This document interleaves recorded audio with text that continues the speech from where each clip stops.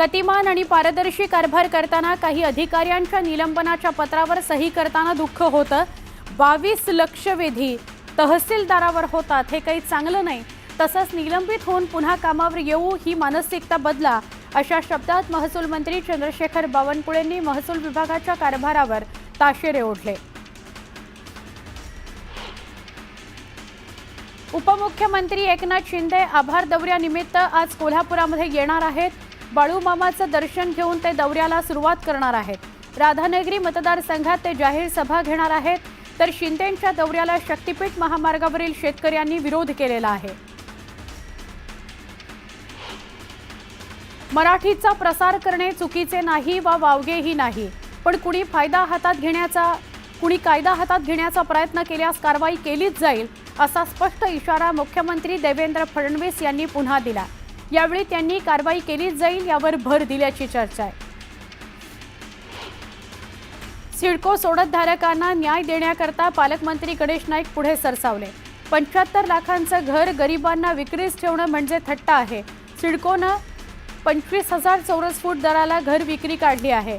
यावरून सिडको घर बांधणारी संस्था नसून विकासक झाली, असं नाईक म्हणाले। या संदर्भात त्यांनी मुख्यमंत्र्यांना पत्र लिहून मार्ग काढण्याची विनंती केली आहे।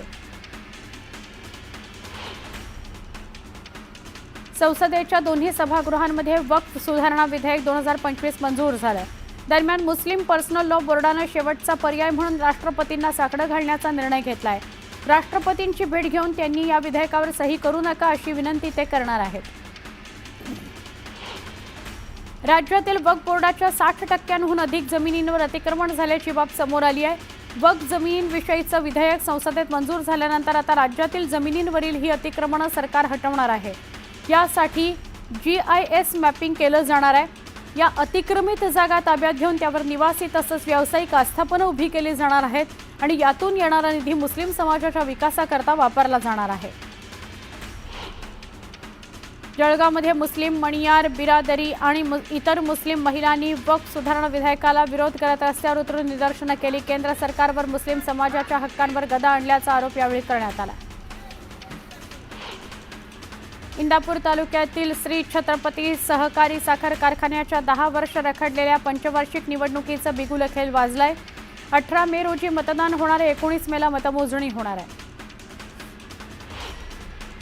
राज्यातील ई-बस खरेदीचा गोंधळ आता पूर्णपणे चव्हाट्यावर आलाय। आजपर्यंत ज्या कंपनीला या बस पुरवण्याचं कंत्राट देण्यात आलं होतं, त्या कंपनीनं वेळेत बस पुरवल्या नसल्या कारणानं या कंपनीसोबतचा करार महामंडळानं रद्द केल्याची माहिती आहे।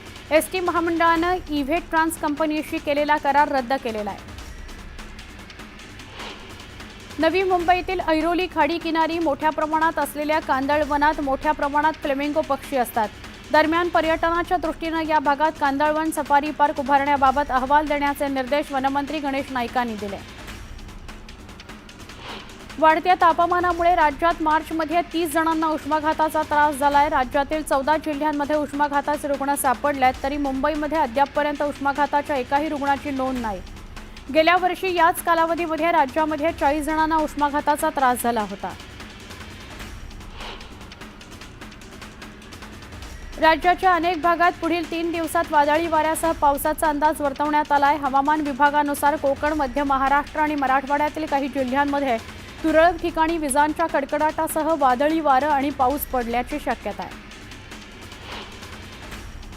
कर्जमाफी मिळाल्यानंतर त्या पैशांचं काय करता? शेतीमध्ये गुंतवणूक करता का, असा सवाल माणिकराव कोकाटेंनी शेतकऱ्यांना विचारला।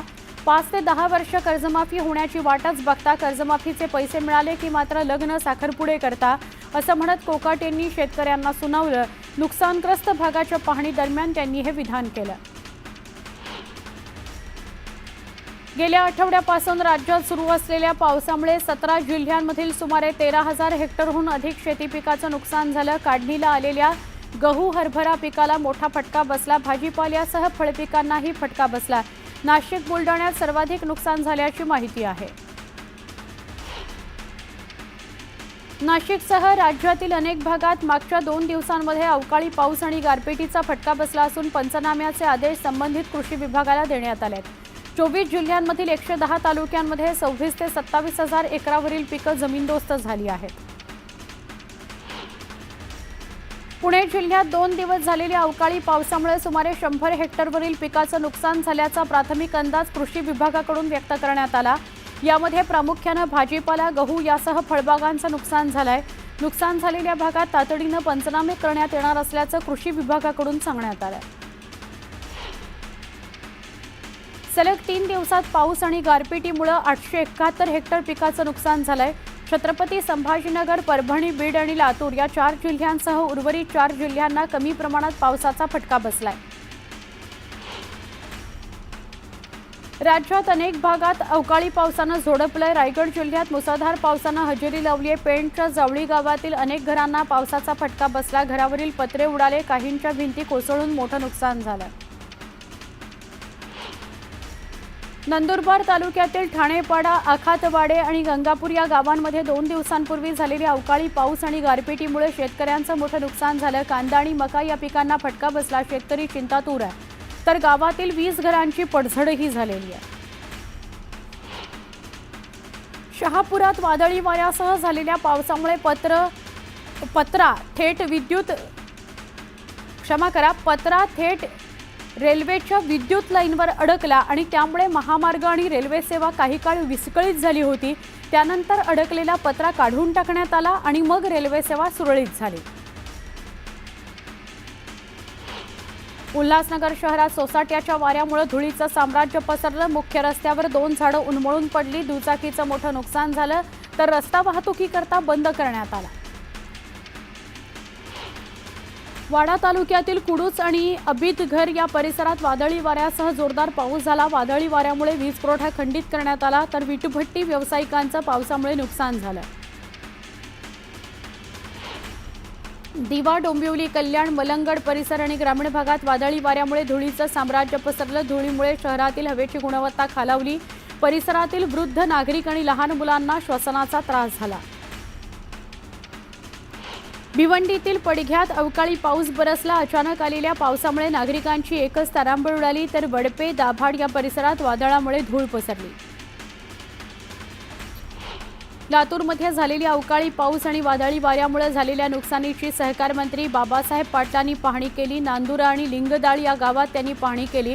नुकसानीचे पंचनामे करण्याच्या सूचना पाटलांनी दिल्या।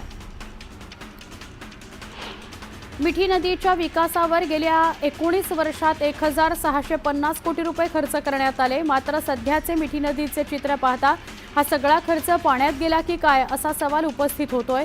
मान्सून पूर्व स्वच्छता खोलवर न झाल्यास यंदाच्या पावसाळ्यातही मिठी नदीमुळे मुंबईला पुराचा धोका निर्माण होऊ शकतो। ठाण्यातील चिरागनगर इथल्या प्रस्तावित एसआरए प्रकल्प उभारणीचा मार्ग मोकळा झालाय। जमिनीवर आदिवासींचा मालकी हक्क नसून राज्य सरकारचा आहे असं स्पष्टीकरण उच्च न्यायालयाने दिलंय। त्यामुळे गेल्या 8 वर्षांपासून रखडलेलं काम आता पुन्हा सुरू होणार आहे। पाकिटबंद आहाराकरता फेस रेकग्निशन प्रणालीची अंगणवाडी सक्ती नसणार आहे। मुंबईसह राज्यात लाभार्थ्यांना फेस रेकग्निशन प्रणाली प्रचंड अडचणीची ठरू लागल्यामुळे हा निर्णय घेण्यात आलाय। एकात्मिक बालविकास विभागाकडून याबाबत स्पष्टीकरण देण्यात आलंय। अतिरिक्त भाडेपट्टा आणि थकीत सेवा शुल्क भरण्याकरता अभय योजना राबवूनही त्याला प्रतिसाद न देणाऱ्या भूधारकांविरोधात सिडकोनं कारवाईचा आसूड उगारलाय। पहिल्या टप्प्यात वाटप केलेले 16 भूखंड रद्द करण्याचा निर्णय घेण्यात आलाय। सोमवारपासून या भूखंडांवर जप्तीची कारवाई सुरू होणार आहे, त्यामुळे भूखंडधारकांचं धाबं दणाणलंय। श्री सप्तशृंगी निवासिनी देवीच्या चैत्रोत्सवाला दुर्गाष्टमीच्या मुहूर्तावर आजपासून सुरुवात झाली आहे। या पार्श्वभूमीवर श्री सप्तशृंगी मंदिर दर्शनाकरता 24 तास खुलं राहणार आहे। एप्रिलपर्यंत खासगी वाहनांना गडावर बंदी राहणार आहे। देशातील 8 राज्यांपेक्षा सगळ्यात जास्त बजेट असलेल्या मुंबई महापालिकेवर गेल्या वर्षी केलेल्या विकास कामांची ठेकेदारांची देयकं देण्याकरता तब्बल 16,900 कोटींचं कर्ज काढण्याची नामुष्की ओढावली आहे। नगरविकास खात्यानं मुंबई महापालिकेमध्ये सरत्या आर्थिक वर्षाच्या अखेरीला हे कर्ज काढायला मान्यता दिली आहे। एसटी महामंडळाने एप्रिल 2024 फेब्रुवारी 2025 या कालावधीत विना तिकीट प्रवास करणाऱ्या प्रवाशांकडून 21,35,291 रुपयांचा दंड वसूल केला। वर्षभरात 11 लाख गाड्यांची तपासणी करण्यात आली। महाराष्ट्र वस्तू आणि सेवा कर विभागानं 2024-25 या आर्थिक वर्षात उत्कृष्ट कामगिरी करत महसूल वृद्धीचा आणखी एक महत्त्वाचा टप्पा गाठला। यावर्षी विभागानं 2,25,300 कोटींपेक्षा जास्त महसूल संकलित केला, जो संपूर्ण राज्याच्या कर महसुलातील 60% अधिक आहे। पश्चिम रेल्वेनं प्रवाशांची सोय लक्षात घेऊन पोर्टर ऑन कॉल ही सुविधा सुरू केली आहे। भारतीय रेल्वेमध्ये प्रथमच हमालांची सेवा ऑनलाईन पद्धतीनं सुरू करण्यात आली आहे। ही सेवा सध्या ज्या स्थानकांवर हमाल उपलब्ध नाही तशा स्थानकांची उपलब्धी करून देण्यात आली आहे। पश्चिम रेल्वेच्या वसई रोड स्टेशनजवळ नवीन कोचिंग टर्मिनस उभारण्याचं रेल्वे बोर्डानं मंजूर केलंय। पश्चिम रेल्वे मार्गावरील हे 8वं टर्मिनस ठरणार असून यामुळे कोकणात जाणाऱ्या प्रवाशांकरता थेट ट्रेन उपलब्ध होणार आहे। या प्रकल्पाकरता 150 कोटी 26 लाख रुपयांचा निधी मंजूर करण्यात आलाय। छत्रपती संभाजीनगर शहरातील अनेक वसाहतींमध्ये पाण्याचा ठणठणाट आहे। शहानूर मिया दर्ग्यासमोरील 6 वसाहतींमधील महिलांनी थेट मनपा प्रशासक जी श्रीकांत यांचं कार्यालय गाठलं। गेल्या 20 दिवसात फक्त 12 वेळा पाणी पुरवठा झाला, त्यातही अनेकांना कमी दाबामुळे पाणी मिळालं नाही असा आरोप महिलांनी केला। खड्डेमुक्तीसाठी मुंबईतील सगळे रस्ते सिमेंट काँक्रिटीकरण करण्याचं धोरण आखणाऱ्या पालिकेचा दावा फोल ठरणार असल्याचं सिद्ध होतंय। पावसाळा अवघ्या 2 महिन्यांवर आला असताना मुंबईत अजूनही 701 किलोमीटरचा तब्बल 2018 कामं सुरूच आहेत। त्यामुळे पावसाळ्यापूर्वी ही कामं पूर्ण होणं अशक्य असल्यानं मुंबईकरांचा पावसाळा यावर्षी देखील खड्ड्यातच जाण्याची भीती आहे। गेल्या काही महिन्यांपासून निविदा प्रक्रियेमध्ये रखडलेला महापालिका रुग्णालयांमधील मोफत औषधांचा पुरवठा करण्याचा मार्ग आता मोकळा झाला। याबाबतची निविदा अंतिम टप्प्यात असून सुमारे 200 कोटी रुपयांच्या औषधांची लवकरच खरेदी करून रुग्णालयामध्ये वितरित होणार आहे।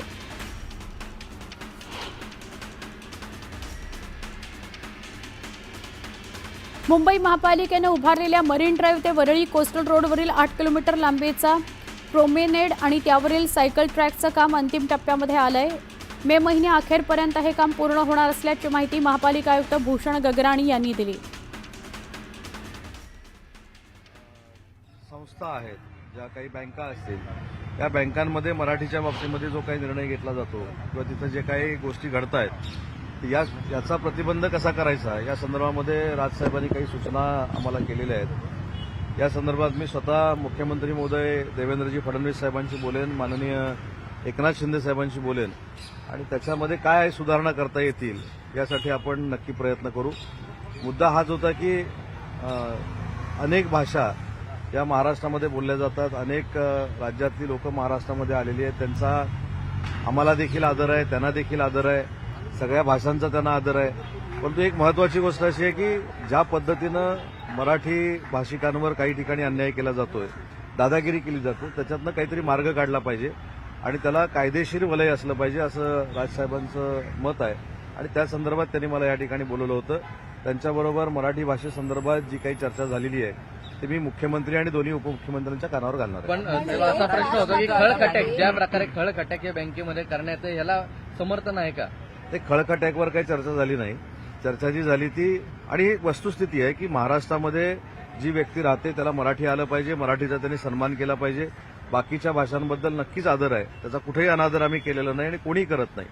जे बाकीचे लोक महाराष्ट्रामध्ये राहतात, परराज्यातील राहतात, त्याचा त्यांना देखील आपण सन्मान देतो, पण माझ्या भाषेचा सन्मान हा कायमस्वरूपी टिकला पाहिजे हीच भूमिका माननीय राजसाहेबांची आणि तीच भूमिका शासनाची। क्षेत्रामध्ये मराठी भाषेचं धोरण आणू हे तुम्ही काल म्हणाला होता, त्या संदर्भात ती चर्चा झाली का? नाही, औद्योगिक क्षेत्रामध्ये मराठी भाषेचं धोरण आणू असं मी कुठेही स्टेटमेंट दिलेलं नाही। मी असं सांगितलं की औद्योगिक क्षेत्रामध्ये देखील मराठीचा वापर अतिशय चांगल्या पद्धतीनं झाला पाहिजे, कारण ज्यावेळी आता जपानीज कंपनी आहे, इंटरनॅशनल लेवलची कंपनी आता ऑरिकमध्ये काम करते, तर मी त्या जपानच्या माणसाला असं कसं सांगू शकतो की तू जी FDI इथं आणलेली आहेस किंवा परकीय गुंतवणूक आणलेली आहेस ती मराठीचा सन्मान असला पाहिजे। माझा तर त्यांना देखील आग्रह राहील की त्यांनी मराठी शिकलं पाहिजे, पण अशा गोष्टीवर सक्ती करणं योग्य नाही। महाराष्ट्रामध्ये ज्या बँका आहेत ज्यांचा डायलॉग कायमस्वरूपी सर्वसामान्य मराठी माणसाशी होत असतो, ज्या काही संस्था आहेत ज्यांचा डायलॉग कायम सर्वसामान्य मराठी माणसाशी होत असतो, जे व्यवहार आहेत ते मराठीमध्ये झाले पाहिजेत ही आमची भूमिका आहे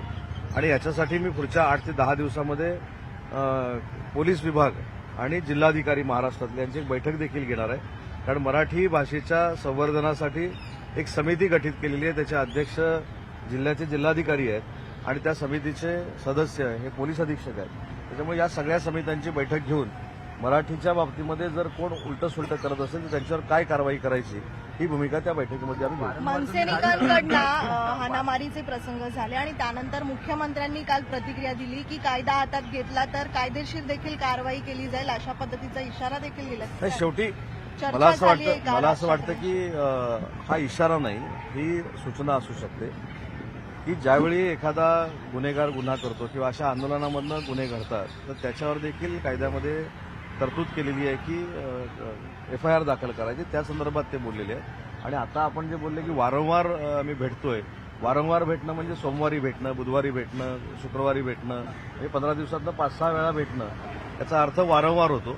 मी दुसऱ्यांदा भेटतोय आणि दुसऱ्यांदा भेटताना मागच्या वेळी देखील सांगितलं होतं की मराठी विश्वसंमेलनाला एका साध्या निमंत्रणावर राजसाहेब उपस्थित होते, त्यांचे आभार मानायला मी आलो होतो. आणि आज मराठी भाषेच्या संदर्भामध्ये ज्या अपेक्षा त्यांच्या आहेत, जे त्यांनी भाषणामध्ये व्यक्त केलेल्या होत्या, त्याची चर्चा करण्यासाठी मला त्यांनी बोलवलं होतं आणि मी त्यांच्याकडे आलो. सुनील सावंतजी, एकीकडे ज्या बँकांमध्ये जाऊन जे मनसेचे कर्मचारी आहेत निवेदनं देत आहेत, बँकेतले कर्मचारी जे आहेत ते धास्तावलेले आहेत, त्यामुळे सुरक्षा पुरवावी अशा पद्धतीचं पत्र देखील तर मला मुख्यमंत्र्यांना आपल्या दिलं. माध्यमातून एक सांगायचं आहे की घाबरण्याचं काहीच कारण नाही. शेवटी बँका देखील आपल्याला आवश्यक आहेत, ज्या परराज्यातल्या असतील, इव्हन परदेशातल्या काही बँका आहेत त्या देखील आपल्याला आवश्यक आहेत. मुद्दा आहे मराठी बोलण्याचा आणि मराठी भाषेवर अन्याय न करण्याचा. आणि मराठी भाषिक जर बोलत असेल तर त्याचं खच्चीकरण करणे हा जो काही ठिकाणी प्रकार घडला त्या संदर्भातले हे विषय आहेत. त्याच्यामुळे बँकांच्या अधिकाऱ्यांनी घाबरावं किंवा घाबरून काही काम करावं अशा मताचे आम्ही नाही. आम्ही चांगल्या गोष्टीमध्ये बँकांच्या सगळ्या अधिकाऱ्यांसोबत शासन म्हणून नक्की आहोत. मुख्यमंत्री माणिकराव कोकाटे यांनी एक वक्तव्य केलं ते म्हणजे 5-10 वर्ष तुम्ही कर्जमाफीसाठी थांबता आणि कर्जमाफी मिळाल्यानंतर लग्न आणि साखरपुडे करता, अशा प्रकारचं वक्तव्य जे आहे ते कृषी मंत्र्यांनी. कृषी मंत्र्यांनी नक्की काय वक्तव्य केलंय मी ऐकलेलं नाही. परंतु शेतकरी हा आमचा राज्य शासनाचा एक अविभाज्य घटक आहे. बळीराजाच्या जीवावर आपण सगळे 2 वेळेचं जेवतो याची जाणीव आम्हाला सगळ्यांना असल्यामुळं शेतकऱ्यांचा सन्मान राखणं हे देखील महायुती सरकारचं कर्तव्य आहे. कुणाल कामरांना समज बजावण्यात आलंय. आज चौकशीसाठी उपस्थित राहण्याचे आदेश देखील देण्यात आले. जाऊ दे, सकाळच्या वेळेला कामरा नको. आपण कामरा करून त्याला इतका पात्रतेपेक्षा जास्त मोठा केलाय. तर कामरावर जी काही कारवाई करायची ते पोलीस करतील. दीनानाथ मंगेशकर रुग्णालयाची जी चौकशी समिती नेमली होती त्याच्यावरती विजय वडेट्टीवारांनी शंका उपस्थित केली. असा एखादा काही काम करायचं आणि चौकशी समिती नेमायची आणि त्यांनाच वाचवण्यासाठी सत्ताधारी पुढे येतात, अशा प्रकारचं. नाही, सत्ताधारी कोणी पुढे आलेले नाहीत. उलट शिवसेनेच्या तिथल्या पदाधिकाऱ्यांनी दीनानाथ मंगेशकर हॉस्पिटलच्या विरोधात आंदोलन केले तर त्यांनी पहिला अभ्यास केला पाहिजे. ती घटना जी घडलेली आहे त्याचा कुठचाही अहवाल जरी इंटरनल समितीनं आणला असेल तर त्याची पूर्ण चौकशी करू अशी भूमिका मुख्यमंत्री महोदयांनी घेतलेली आहे. आणि मुख्यमंत्री महोदयांनी काल स्पष्ट सांगितलंय, माननीय एकनाथ शिंदे साहेबांनी देखील यवतमाळच्या प्रेस कॉन्फरन्समध्ये स्पष्ट सांगितलंय की तिथं ज्या पद्धतीनं प्रकार घडलेला आहे तो जर पुराव्यानिशी सिद्ध झाला तर कोणालाही त्याच्यामध्ये वाचवलं जाणार नाही. फार मोठी कारवाई या बाबतीमध्ये केली जाईल ही शासन म्हणून आमची भूमिका आहे. शिवसैनिक पुढच्या शिवसेनेमध्ये प्रवेश करतायत. चंद्रकांत खैरे अस्वस्थ दिसत आहेत किंवा चंद्रकांत खैरे दानवे वाद पाहायला मिळतोय. चंद्रकांत खैरेंशी काही बोलणं वगैरे झालं? दोघांमधल्या वादामध्ये एखादा जर कोण अस्वस्थ असेल तर तो शिंदे साहेबांना भेटेल. तुम्ही काही संपर्क करता? तुम्ही एकाबद्दलच विचारलं मी. दोघांबद्दल कधी दोघंही असू शकतात अस्वस्थ. दोघांपैकी कोण अस्वस्थ आहे ते शिंदे साहेबांना भेटतील. तुमच्याशी काही चर्चा झाली? नाही, माझ्याशी चर्चा नाही. मी असं म्हटलं, मी प्रश्नाचं उत्तर देताना असं म्हटलं की एकच अस्वस्थ आहे असं होऊ शकत नाही, दोघंही कदाचित असू शकतात. आणि असे अनेक अस्वस्थ ते आजही शिंदे साहेबांच्या संपर्कात आहेत. आणि मी सांगितलेला माजी आमदारांचा आकडा हा 5 जणांचा पूर्ण झालाय. अजून 6 लोक वेटिंगमध्ये आहेत. त्याची देखील प्रक्रिया आणि प्रोसेस भविष्यामध्ये सुरू होईल. विधेयकावरून ज्या पद्धतीने अरविंद सावंत यांनी हिरवं जॅकेट घातलं होतं त्यावेळेस श्रीकांत शिंदे यांनी टीका केली होती. परत टीका करत असताना त्याला उत्तर देताना आदित्य ठाकरे म्हणतायत की 42 लोकांना मी उत्तर देत नाही, त्यांना आमच्यात महत्व नव्हतं आणि आताही श्रीकांत शिंदेना महत्व देत नाही. मला असं वाटतं की श्रीकांत शिंदेंचं सभागृहामध्ये झालेलं, लोकसभेच्या सभागृहामध्ये झालेलं भाषण यांनी बघितलेलं नसावं. 7-7, 8-8 टर्मचा खासदार ज्या पद्धतीनं सभागृहामध्ये भाषण करतो असं भाषण आमच्या डॉक्टर श्रीकांत शिंदेंनी केल्यामुळं काही लोकांना पोटशो उठलेला आहे. कशा पद्धतीनं अभ्यासू भाषण तरुण खासदार करू शकतात हे श्रीकांत शिंदे साहेबांनी पूर्ण देशाला दाखवून दिलेलं आहे. आणि म्हणून मला असं वाटतं जे स्वतःकडनं झालं नाही ते जर दुसरा कोण करत असेल तर असा पोटसू उठतो. पण एक शेवटचा प्रश्न साहेब, कुठेतरी असं वाटतं का की उद्धव ठाकरे गटाची हे बघा, एखाद्यानं बालिश उल्लेख करून एखादा बालिश होत नाही. श्रीकांत शिंदे हे अतिशय परिपक्व राजकारणी आहेत. कधीही शिंदे साहेबांच्या नावाचा उपयोग करून त्यांनी राजकारण केलेलं नाही. उलट ज्यावेळी सगळ्या खासदारांनी सांगितलं की आता देशाच्या केंद्रीय मंत्रिमंडळामध्ये श्रीकांत शिंदे साहेबांनी मंत्री झालं पाहिजे, त्यावेळी केंद्रीय मंत्रिपदापासून बाजूला राहणारा आमचा युवा नेता आहे. त्याच्यामुळे मंत्रीपद येत असताना देखील कार्यकर्त्याला ते कसं द्यायचं, मी प्रतापराव जाधवांना ते कसं द्यायचं हे त्यांनी देशाला दाखवून दिलंय. त्याच्यामुळे मला असं वाटतं की अशी परिपक्वता कोणामध्ये येऊ शकत नाही. हा आदर्श अनेकांनी घेतला पाहिजे. स्वतःकडे सत्ता येत असताना, स्वतःकडे मंत्रीपद असताना ते मला नको, कार्यकर्त्याला आपण देऊया, हा आग्रह त्यांनी शिंदे साहेबांकडे केला. आणि देशातला एक परिपक्वतेचा एक वेगळा आदर्श श्रीकांत शिंदेनी घालून दिला. साहेब, कुठेतरी असं वाटतं की लोकसभेमध्ये उद्धव ठाकरे गटाचे सर्व खासदार हे गोंधळलेले होते विधेयकाच्या वेळी. गोंधळलेले आहेतच ते. त्याच्यामुळे गोंधळलेले होते हा म्हणण्यात काही अर्थ नाही. आणि त्यांची भूमिका स्वाभाविक आहे. शिवसेना ही वंदनीय हिंदुहृदय सम्राट बाळासाहेब ठाकरे साहेबांच्या विचारानं सुरू झाली. आणि आता त्यांच्या मनामध्ये देखील आहे की त्यांच्या विचारांचा वारसा फक्त आणि फक्त एकनाथ शिंदेसाहेब पुढे घेऊन जात आहेत. आणि ते या विधेयकाच्या निमित्तानं समोर आलं.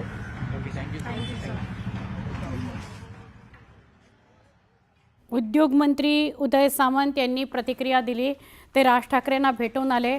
राज ठाकरेंनी मराठी संदर्भात ज्या सूचना केलेल्या होत्या त्या मी मुख्यमंत्री आणि दोन्ही उपमुख्यमंत्र्यांच्या कानावर घालणार आहे, त्यांच्याशी संवाद साधणार आहे, असं उदय सामंत यांनी म्हटलेलं आहे. पुन्हा एकदा वेगवान स्वरूपातल्या बातम्या. राज्यातील शाळा मूल्यांकन प्रक्रियेमध्ये मुंबई सगळ्या जिल्ह्यांमध्ये शेवटून 3ऱ्या क्रमांकावर असल्याचं समोर आलंय. महाराष्ट्र राज्य शैक्षणिक संशोधन प्रशिक्षणाच्या ताज्या अहवालातून माहिती समोर आली आहे. मुंबई शहर उपनगर मिळून एकूण 4144 शाळांपैकी 337 शाळांनी शाळा मूल्यांकन प्रक्रिया अद्याप सुरूच केलेली नसल्याचं स्पष्ट झालंय. चालू वर्षात जानेवारी ते मार्च या तिमाहीमध्ये गृहविक्रीनं मोठ्या प्रमाणावर जोर पकडला असून या कालावधीमध्ये देशात तब्बल 88,000 घरांची विक्री झाली आहे. यामध्ये सर्वाधिक 24,930 घरांची विक्री मुंबईत झाली आहे. बांधकाम क्षेत्राचा अभ्यास करणाऱ्या एका सर्वेक्षण कंपनीनं केलेल्या सर्वेक्षणातून ही माहिती समोर आली. सिडकोनं 2025-26 या आर्थिक वर्षाकरता 14,130 कोटी रुपयांचा अर्थसंकल्प सादर केला. सिडकोच्या 55 वर्षांच्या इतिहासातील हा सगळ्यात मोठा अर्थसंकल्प असल्याचं सिडको प्रशासनाकडून सांगण्यात आलं. नवी मुंबई आंतरराष्ट्रीय विमानतळ गृहनिर्माण प्रकल्प, नैना मेट्रो अशा प्रकारच्या प्रकल्पांकरता सर्वाधिक तरतूद करण्यात आली. शासनाच्या मराठी शाळांमधील राज्यात 72,000 पदं ही कमी झाली आहेत. मराठी शाळांकडे विद्यार्थ्यांचा कमी झालेला कल, ग्रामीण भागातील नागरिकांचे रोजगाराकरता शहराकडे झालेले स्थलांतर यामुळे विद्यार्थी संख्या घटली आहे. त्याचा परिणाम शिक्षकांची पदं कमी होण्यात झालाय. रायगड जिल्ह्यातील उमटे धरणानं तळ गाठलाय. त्यामुळे अलिबाग तालुक्यातील बरा ग्रामपंचायतींना 2 दिवसाआड पाणीपुरवठा करण्याचा निर्णय घेण्यात आलाय. त्यामुळे 45 गावांमधील 60,000 नागरिकांवर पाण्याकरता वणवण करण्याची वेळ आली आहे. गर्दीने खचाखच भरलेल्या लोकलमधून पडून डोंबिवलीतील रुपेश गुजर या तरुणाचा गुरुवारी हकनाक बळी गेला. या दुर्घटनेनंतर डोंबिवली ठाणे मार्गावरील धोकादायक प्रवास पुन्हा एकदा ऐरणीवर आला आहे. जानेवारी ते मार्च या अवघ्या 3 महिन्यांच्या कालावधीत कल्याण ते डोंबिवली रेल्वे पोलिसांच्या अखत्यारीत येणाऱ्या 24 रेल्वे स्थानक परिसरात रेल्वे अपघातात तब्बल 82 प्रवाशांचा मृत्यू झालाय. 83 प्रवासी जखमी झाले. राज्यातील उच्च शिक्षणातील प्रवेशाचं व्यवस्थापन अधिक पारदर्शक आणि सोयीस्कर करण्याच्या दिशेनं उच्च तंत्र शिक्षण विभागानं महत्त्वाचं पाऊल उचललं. उच्च शिक्षण विभागाकडून डॅशबोर्ड तयार केला जातोय. राज्यातील सगळ्या विद्यापीठं, संलग्न महाविद्यालयं, अभ्यासक्रम अशी सगळी माहिती आता एका क्लिकवर उपलब्ध होणार आहे. या महिन्यातच हा डॅशबोर्ड कार्यान्वित होणार आहे. परुळे चिपी इथल्या सिंधुदुर्ग विमानतळावर येत्या 18 एप्रिलपासून एअर अलायन्सची मुंबई सिंधुदुर्ग मुंबई सेवा सुरू होणार आहे. एअर अलायन्स बरोबरच इंडिगो कंपनीची विमानसेवाही सिंधुदुर्ग सुरू करण्याबाबत युद्धपातळीवर प्रयत्न करताय, अशी माहिती खासदार नारायण राणेंनी दिली. भारतातील साखरेचा हंगाम अंतिम टप्प्यात आहे. या हंगामात ऊसाची उपलब्धता आणि इथेनॉलकडे वळवलेल्या ऊसामुळे मार्च अखेर साखर उत्पादनामध्ये सुमारे 54 लाख मेट्रिक टनाची घट झाली. यामध्ये महाराष्ट्रात सर्वाधिक 27 लाख मेट्रिक टनाची घट झालेली आहे. अलमट्टी धरणाची उंची वाढवण्याच्या मागणीवर चर्चा करण्याकरता बैठक होणार आहे. येत्या 15 दिवसात कृष्णा नदी खोऱ्यातील राज्यांच्या प्रतिनिधींसोबत बैठक घेण्याचं आश्वासन केंद्रीय जलशक्ती मंत्र्यांनी दिलं आहे. धरणाची उंची 5 मीटरनं वाढवून 519 मीटरवरून 524 मीटर करावी, अशी कर्नाटकची मागणी आहे. ती कृष्णा पाणी वाटप लवादानं मान्य केली आहे. आता फक्त केंद्र सरकारनं अधिसूचना काढणं बाकी आहे.